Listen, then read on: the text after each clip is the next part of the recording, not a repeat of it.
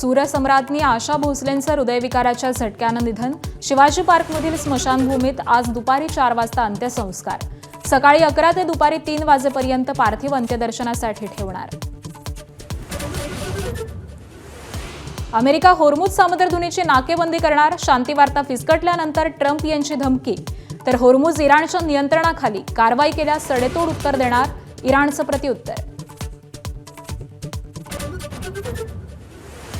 अमेरिकेचे अध्यक्ष Donald Trump यांचा चीनवर पुन्हा टॅरिफ बॉम्ब। चीनमधून येणाऱ्या गाड्यांवरती 100% टॅरिफ। चीनी कार कंपन्यांनी युरोपला उद्ध्वस्त केल्याचं ट्रम्प यांचं वक्तव्य। अमेरिका इराणमधल्या चर्चेसाठी आता रशियाचा पुढाकार। पुतिन यांनी बोलून दाखवली मध्यस्थाच्या भूमिकेची इच्छा। इराणच्या पेजेशकियान यांच्याशी पुतिन यांची फोनवरून चर्चा। बंधू अशोक खरातच्या पोलीस कोठडीची मुदत आज संपणार। पुढील गुन्ह्यामध्ये SIT खरातची कोठडी मागण्याची शक्यता। तर आतापर्यंतच्या तपासात मिळालेल्या अधिकच्या माहितीचा उलगडा होणार।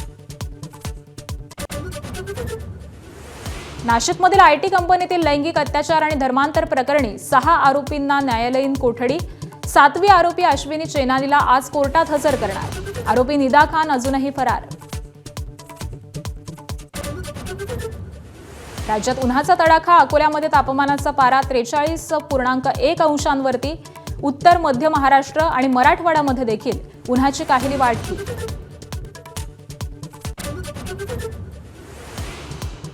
मुंबई इंडियन्सच्या पराभवाची हॅट्रिक। वानखेडेवरती रॉयल चॅलेंजर्स बंगळुरूकडून 10 धावांनी पराभव।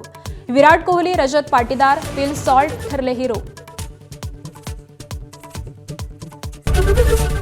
ABP माझा, उघडा डोळे बघा नीट।